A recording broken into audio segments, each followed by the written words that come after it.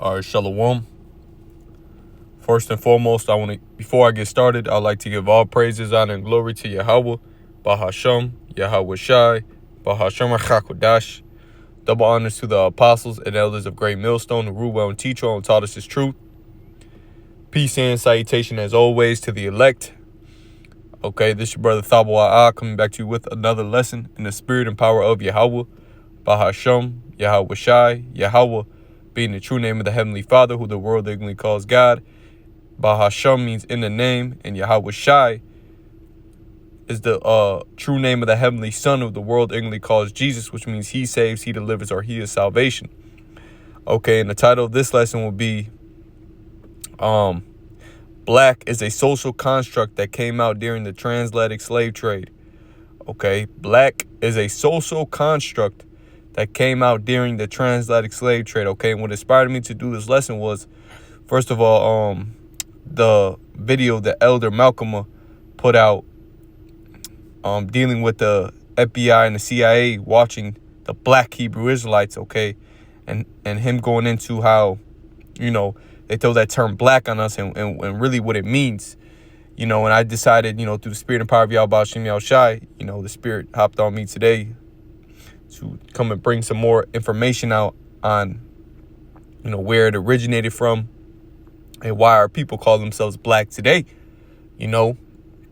and understanding that you're not black, okay, as, you have people in the world that call themselves as black, okay, and they try to roll their tongue with it. Really, it just sounds like a nasty word, and nobody's really black, okay, nobody's truly really black. The Israelites, or you say the so-called, or the 12 tribes of Israel that are here nowadays, even the Africans, okay, the Hamites, okay, we're different shades of brown. Understand that we are different shades of brown. We're not black, okay? But without further ado, let's get into where this where the term black, okay, came from. Okay, and I got a few things I want to read. I'm not going to read all of it, since it's a lot of information, but I'll read a couple paragraphs when each thing I looked up on ChatGPT, okay? So it says, I looked up Willie Lynch letter on dividing. It's supposed to say black people expound, okay? And it says the Willie Lynch letter, also known as the Willie Lynch speech, is a notorious document that allegedly outlines a strategy for controlling enslaved Africans in the American colonies by promoting division among them. The letter is said to have been written by a British slave owner named Willie Lynch in 1712, and it became famous in the 20th century, especially during the Civil Rights Movement. The content of the letters details how to manipulate and divide enslaved people based on characteristics such as age, skin color, gender, and mental capabilities to prevent unity and thus resistance to their condition. It says Lynch's method focused on creating a long-lasting psychological impact on the enslaved individuals, teaching them to distrust one another and internalize their oppression, right? To basically separate, okay, or not trust each other, envy each other, okay, and just to, yeah.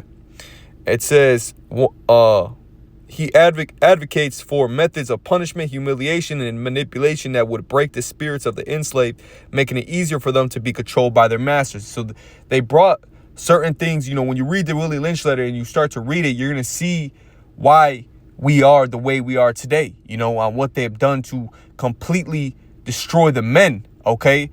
And how they even got to the men, it started really with the woman, okay? If they could manipulate the mind of the woman, okay, it would completely take over, completely destroy the households, okay? And then they, when you read into it, you're going to see that they beat the slave down so much, or beat the black man, so-called black man, down so much, where he basically, took beat the masculinity out of us, And this was during the transatlantic slave trade. Okay, and it says so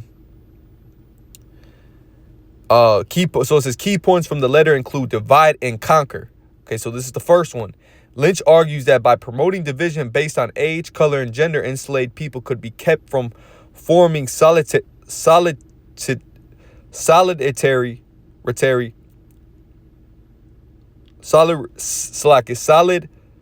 already, I don't know, Slovakia, making it harder for them to unite and resist their circumstances. Fear, suspicion, and distrust. The letter stresses the importance of cultivating fear and suspicion among enslaved people to ensure that they will never trust one another. The method involved setting younger people against older people, light-skinned slaves against dark-skinned slaves, and this is what you hear now. Okay, I just came out of high school, okay, a couple years back, and that's all you heard there in the schools. Jay calling themselves light skins. Okay, I'm a light, that's how they were separated. Light skins, dark skins. And you really had in school dark skins envying light skins, not liking light skins, light skins not liking dark skins, okay? You even see that out in the world when they, killing each other. It's usually light skins killing dark skins or dark skins killing light skins, okay? So this was a way that they could separate Jake, okay, and keep them against each other, okay, was putting labels on them, okay? It says younger people against older people, light-skinned slaves against dark-skinned slaves, and men against women. And that was a key point on how the household was destroyed, okay, and how they could control us, okay? It all starts through the woman. It goes back to the serpent in the garden, okay?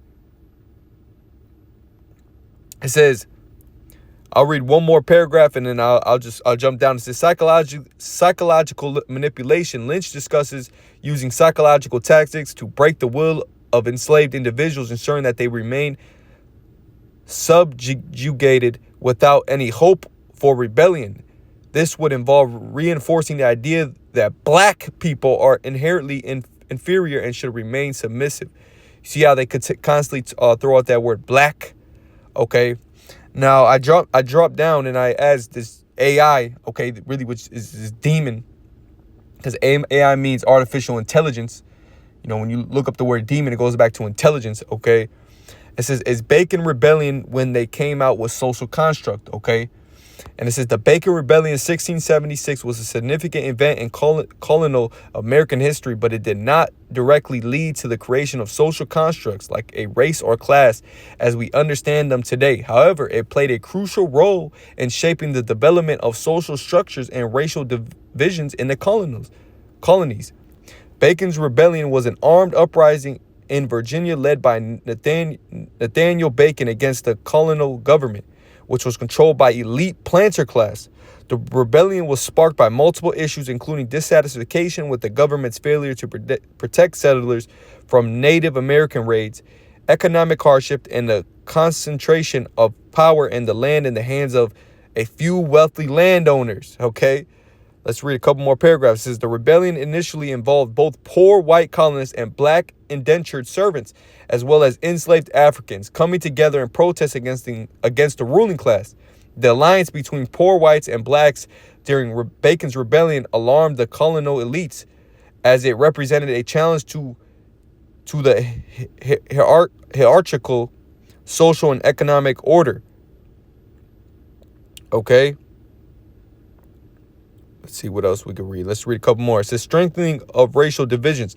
In response to the rebellion, the colonial elite sought to prevent further uprisings by creating stricter social and racial divides. They implemented laws that codified the system of racial slavery and further institutionalized racism. White indentured servants were granted privileges over black enslaved people, reinforcing the idea that black people were inferior and should be permanently subjugated. You see? It says, so number 2 says creation of racialized labor system. The rebellion highlighted the potential for cross-racial unity among poor whites and enslaved blacks. So after Bacon's rebellion, laws were passed to ensure that enslaved Africans and their descendants would remain slaves for life, while poor whites were given more social and legal privileges. This helped solidify the idea of race as a social construct tied to power and privilege. White workers through Slovakia. It says white. So like it says, this helps solidify the idea of race of social construct tied to power and privilege. White workers, though still economically disadvantaged, were granted certain rights that blacks and Native Americans were denied, leading to the racial stratification we see in modern society. Okay, so now you get a glimpse of, you've seen too, the Willie Lynch letter and the Bacon's Rebellion going into how they kind of how they kind of try to separate us. Okay. And they threw labels and names on us, okay? First of all, to divide us, okay? To divide and conquer, essentially, okay? To have full control over us, okay? And there's one more. I looked up, did the social construct black and white come out in 1681? It says the social constructs of black and white as racial categories were not fully formed in 1681, but the period did mark significant steps in the development of race-based distinctions, particularly in the context of slavery in the American colonies. It says that by 1681, the notion of race started to be using to justify a system of slavery in the colonies, but it wasn't yet the rigid racial identity framework we recognize today. A series of events of legal changes in the late 17th century contributed to the development of these concepts. The Act of 1681 in Virginia. In Virginia in 1681, laws and regulations were being passed that differentiated between black and white people more formally. The growing use of African slaves, especially in Virginia and other southern colonies, created legal distinctions between enslaved Africans and free European colonists. Okay, it says number 2, the emergence of racialized slavery. By this time, laws were beginning to take hold that marked clear distinctions between the status of white people and black people. Black people, particularly those of African descent, were subjected to lifelong slavery. White people, even those who were poor, were often given legal and social privileges. The racial distinction started to become codified in legal systems, though it wasn't fully formalized yet in the sense we understand today. Okay, see if there's more on this.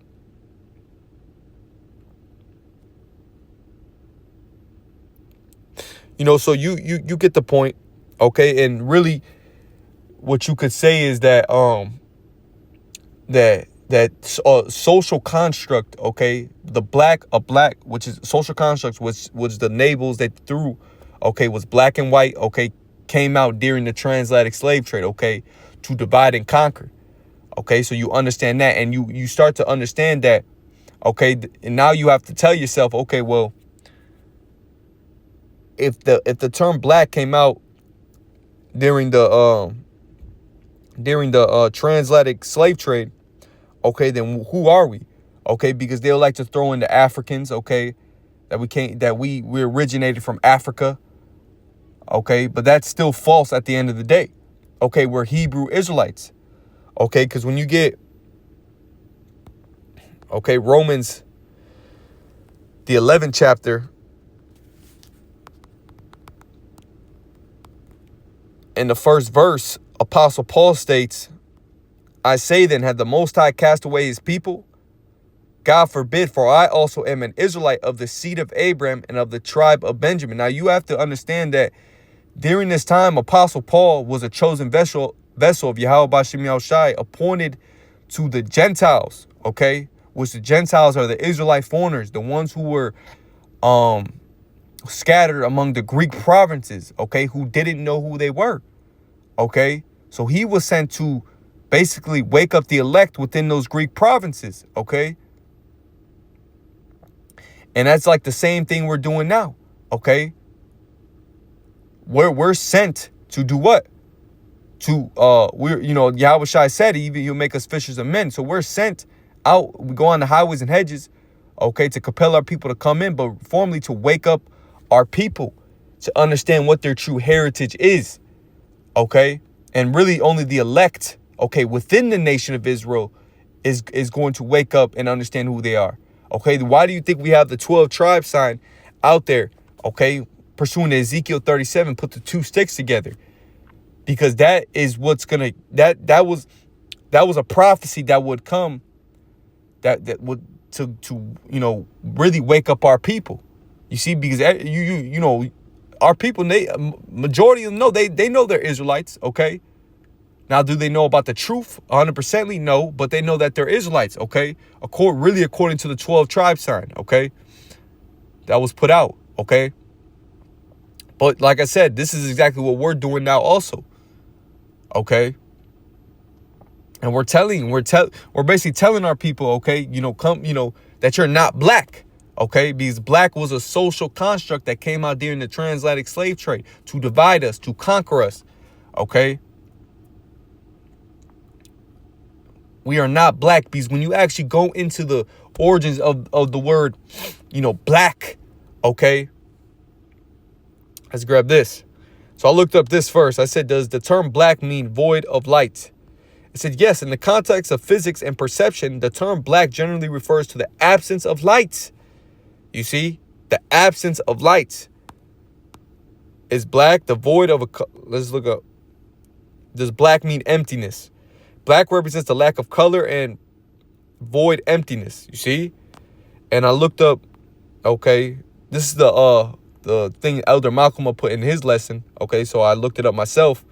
It says B is for black. Black adjective, opposite of white, dirty, messy, without light, dark, illegal, dim. So this is what you're calling yourself. This is what Jake and the world is calling themselves. Black. Okay, void of light, dirty, bums, poor.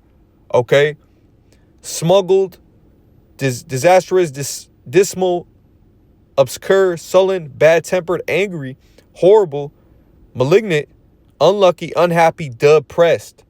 Okay, when you go W is for white, it says white adjective, color of milk, of fresh snow, innocent, unstained, pure. Okay, and you can stop it right there. And we know the scriptures talk about how the Israelites, okay, and the elect within the nation of Israel, we're the light of the world. A city that's set on a high hill cannot be hid. Let's grab that. Okay, ye are the light of the world. See, so they're saying that, so black meaning void of light. Well, how can we be void of light if the scriptures talk about we're the light of the world? You see, make that make sense. Okay, but they use that, they threw that on you to really to break you down and to cut us off from being a nation. You see, that was a step within that to cut us off from completely being a nation. Okay, and let's go to grab that real quick. Okay. From being a nation. That's why when, during the transatlantic slave trade, okay, and, going on after that, even this time, Jake still calls himself African Americans, okay, which we're really not from Africa, okay.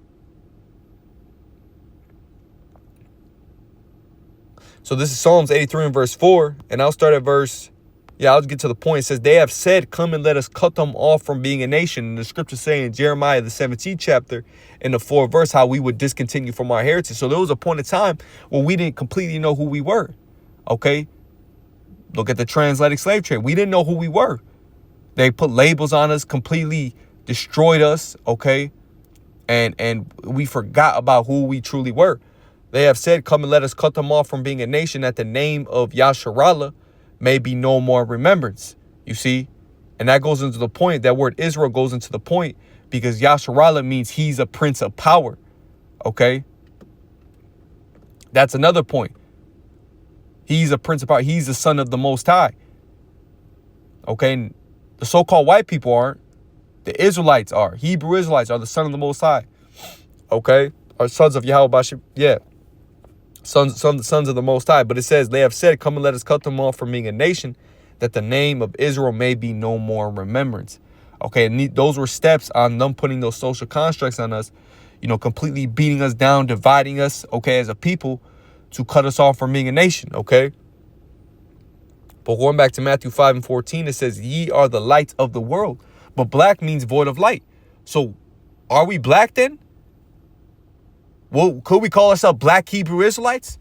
How could we be black Hebrew Israelites if we are the light of the world? Because black means void of light. So it makes no sense. Okay, so it says, ye are the light of the world. The city that's set on a high hill cannot be hid. Neither do men light a candle and put it under a bushel, but under a candlestick, and to give it light unto all that are in the house. So it says, let your light shine before men, that they may see your good works and glorify your Father which is in heaven. So the point being, we are the light of the world. Okay. So we couldn't be black. We're just Hebrew Israelites. Okay. Romans 11:1, I say then, as the Most High cast away his people. So Apostle Paul, you know, is going to tell them, like, basically tell the church in Rome, okay, even the churches that, you know, the different Greek provinces he went to, okay, that the Most High did not cast away his people, okay. It says, God forbid, for I also am an Israelite of the seed of Abraham from the tribe of Benjamin, showing you that the Lord is still dealing with his people, but understanding that this is what we're telling our, you know, our people today, that the Lord did not cast away, you know. And he says, I'm an Israelite from the seed of Abraham from the tribe of Benjamin. Where does it see black? Now, they like to, you know, you have other people like to say, oh, well, why y'all say then that the Jesus, okay, is black? Okay, well, first of all, we say, so you have certain camps will say he's black, okay, but understanding that we here at Great Millstone saying, we say he's so-called black, okay, and we bring out scriptures to prove that he was a certain shade of brown, okay, but it was a darker complexion. You see? But our Messiah wasn't black, okay, as IUIC likes to put it. No. Let's get Revelation chapter 5 and verse 5. It says, and one of the elders saith unto me, weep not, behold, the Lion of the tribe of Judah. Judah. Okay. It says Judah, the Greek word is Ioda. Okay, and it says Judah, he shall be praised. That's what it means. It says the fourth son of the patriarch Jacob. Remember, what Jacob's name got changed to Israel. So that means that Yahweh Shai, the heavenly son, was what? He was an Israelite, a Hebrew Israelite. You see, then it says the root of David. You see? Well, now when you go into David, it says second king, well, it says the king of Israel. Okay, a king of Israel. Israelite king. You see? Israelite. You see? It says had prevailed to open the book and to loose the seven seals thereof. So Yahweh Shai, the heavenly son, was what? He was a Hebrew Israelite. Okay, and there was another account in the scriptures where Apostle Paul said, I think it says 2 Corinthians 11. Let's just look up Hebrews.